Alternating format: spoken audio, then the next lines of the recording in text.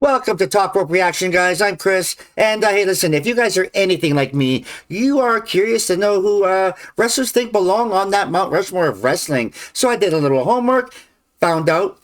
Check it out. The Miz. Check out his Mount Rushmore of wrestling. Number 1. The Ultimate Warrior. Now listen, I know there's a lot of different opinions on the Ultimate Warrior, but at one time, his peak, his popularity was off the charts, guys. The Rock, if for nothing else, he was just so entertaining. I just think the boys in wrestling were entertained by him. He's just everybody's favorite. Stone Cold Steve Austin, to be honest, this one really just goes without saying. He should be on there. John Cena. Some of you know how I feel about him, but you know what? I know a lot of you think he's the GOAT. I can't help that.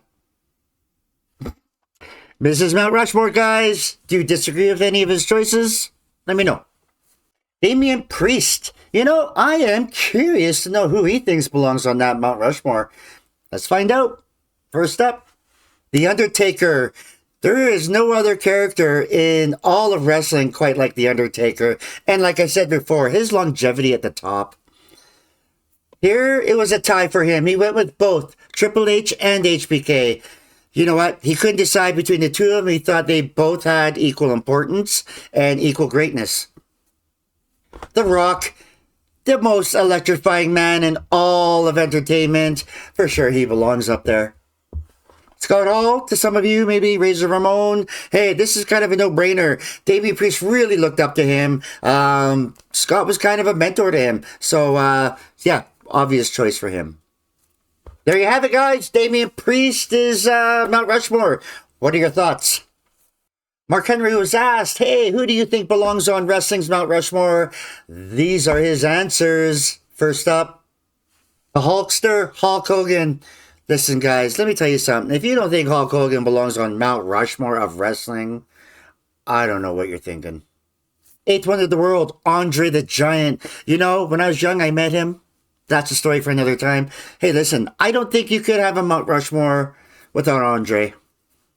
Stone Cold Steve Austin. Now, this gentleman right here broke all the records. He was definitely one of the most popular superstars of all time. Nature Boy Ric Flair. And again, guys, I feel like this guy right here is just another one of those pillars of wrestling. Has to be up there.